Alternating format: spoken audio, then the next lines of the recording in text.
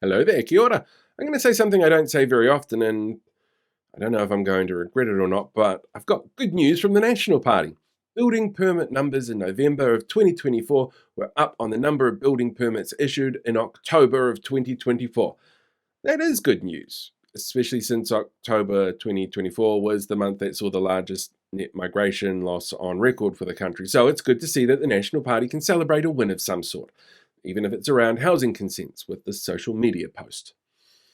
I mean, it totally ignores the fact that year-on-year building consents are down 12% on 2023 numbers and down a massive 34% since the peak of consents in 2022, which coincidentally was the last full year without this government in charge.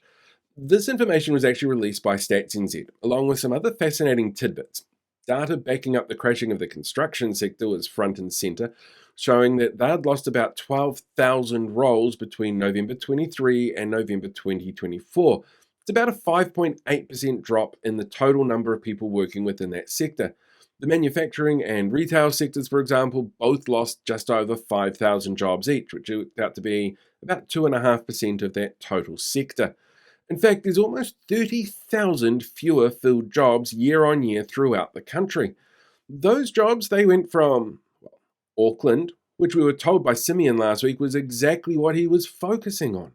They've lost 13,000 jobs. There's about 5,000 jobs down in Wellington, and the Waikato's lost about 1,600.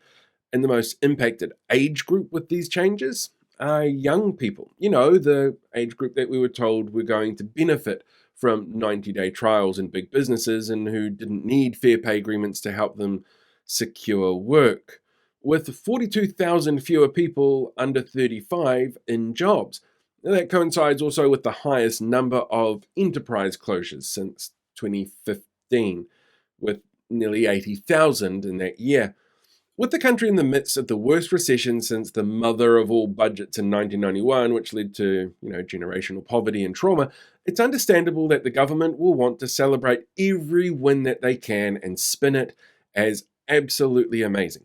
But this narrowly focused, really targeted advertising for themselves is really problematic. It's like when Fox News celebrated the miracle of religious items not burning in a California fire, while ignoring the fact that they're made of concrete and aren't flammable.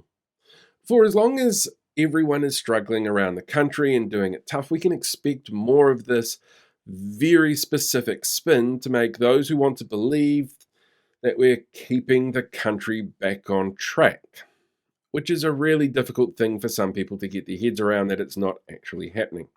Oh, and if you want more insights from behind the walls, I guess, then join us on Friday. We're back again for our first episode of Behind the Walls. You know what? I'm just going to show you a moody trailer that will tell you to come along on Friday, and hopefully I will catch you guys there.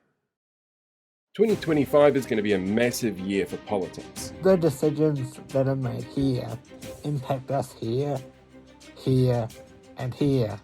Not only are we up against a chaotic coalition, we also have a local body election to deal with this year. Sometimes you need to talk to the people on the ground floor. And take a peek behind the walls. This week we speak to Green MP Benjamin Doyle and founder of YTN News and political commentator Matthew Tukake.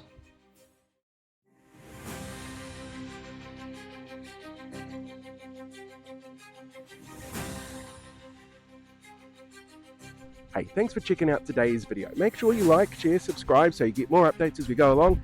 We deal with these guys for the rest of the year.